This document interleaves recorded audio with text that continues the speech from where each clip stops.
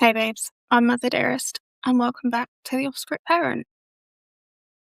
Well, this is a lot bloody later than I anticipated, and I'm aware this is meant to be dropped weekly, but honestly, after the last week and a half I've had, it's amazing I've even got a script together, to be perfectly honest with you. It's been a fucking lot.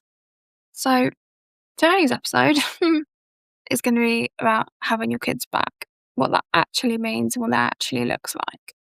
I will also say it's the first time I'm doing this in a video and audio format, so I'm hoping I don't get completely the whole way through this and then discover that the audio is absolute bullshit. And I don't know. Let's just wing it, see how it goes. I'm dyslexic as fuck, so I'm going to be reading, so I'm just going to be like this.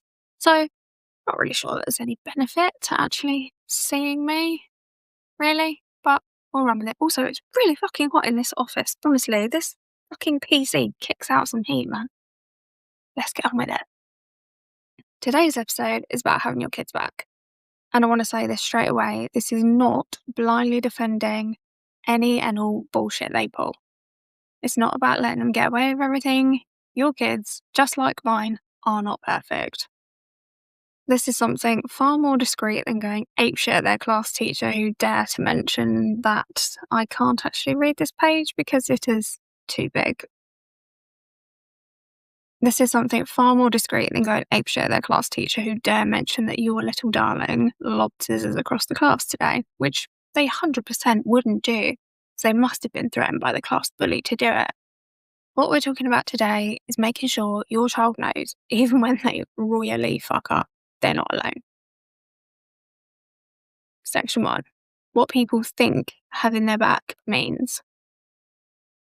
Much like I just alluded to a moment ago, when people hear having your child's back, they imagine a parent storming into school giving it the big un, like my child would never. Having their back doesn't mean thinking that your child is always right. It doesn't mean defending bad behaviour or fighting every single battle for them. Doing this just creates children with a sense of entitlement and the belief that they are untouchable. But eventually, that overinflated sense of self-importance, who do you think that's going to get directed at? No, you don't get a stick up. It's absolutely going to backfire on the parent that created the monster. It's actually damaging not to allow a child to learn consequences follow actions, which are choices. The child isn't going to learn how their words and behaviours affect others. They aren't going to learn how to repair mistakes, nor will they learn to tolerate feeling a little bit uncomfortable. Children who don't have appropriate consequences don't learn how to say sorry. They don't learn how to repair mistakes, have boundaries, and can't emotionally regulate. Watching a parent life them, mislead, defend undeniably shitty behaviour, like seriously, what the fuck do we think that's going to turn into? In short, an absolute wanker. In detail, there'll be adults who expect endless grace but offer very little in return.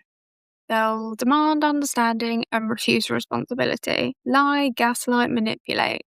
Think Jack from Maths Australia. If you haven't seen it, what the fuck's wrong with you? And if not, just Google or YouTube Jack Maths Australia top 10 dickhead moments. You'll catch my vibe.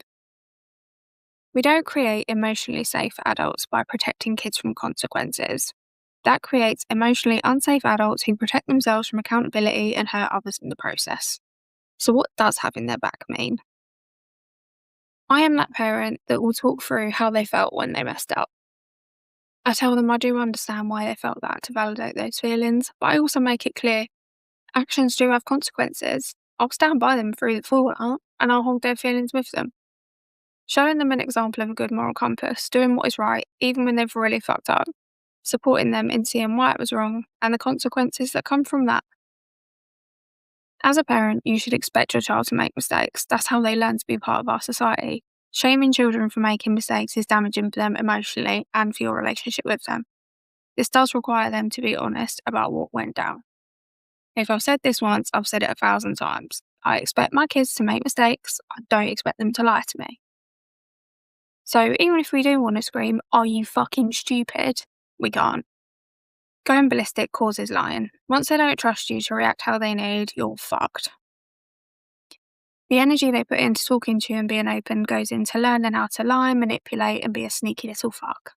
So, what having their back actually looks like. Two basic statements to bank. I can't help you if you don't tell me what happened. I'm always going to be in your corner. We'll figure this out together. How we handle that accusation from the head of year that calls us to say our kid has done X, Y, and Z. We keep connection in public. You thank the teacher, or whoever has told us our kiddo has been up to fuckery, and say you'll ask your kid for their side. Because even if a teacher has witnessed your child lamp someone, what was the context? What happened? What was the build-up?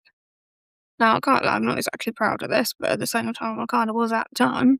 I smacked a girl in the face in year 10 in the corridor in front of loads of other students and a couple of teachers. I got frog marched to the head's office, still calling her an evil fucking bitch. Probably not my finest moment. I got beyond bollocked by my mother, obviously, but I'd never hit anyone before, so why did I do it?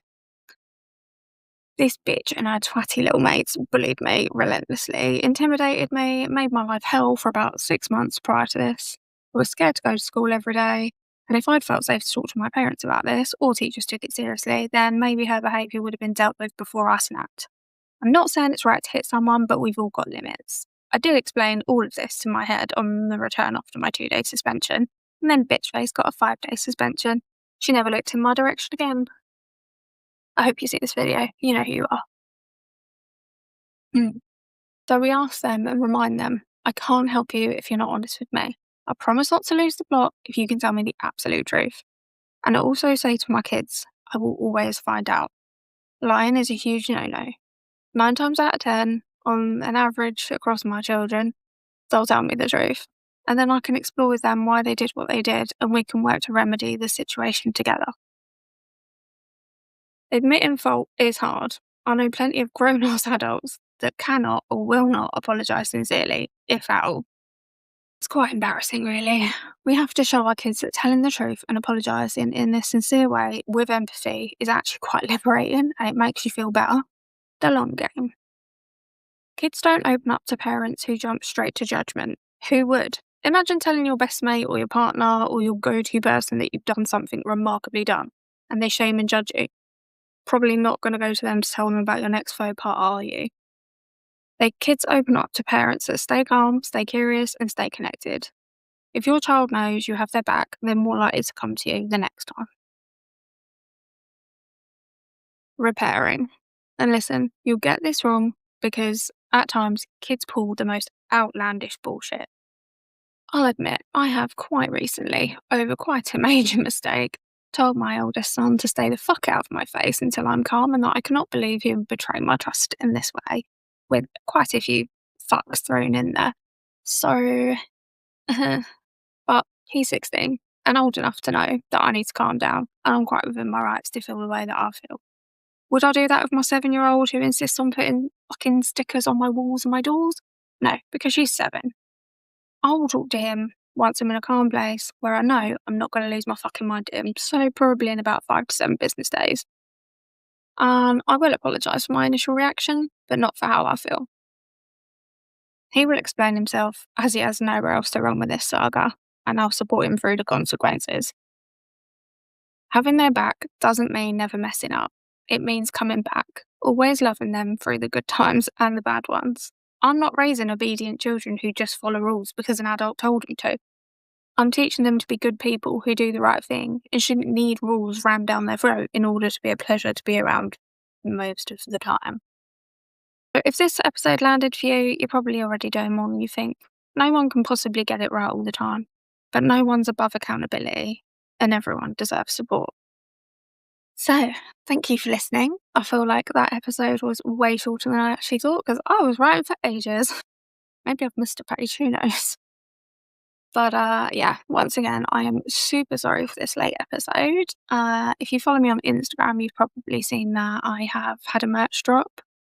I'm kind of adding new designs fairly regularly. I've got 2 new ones that are going on there today.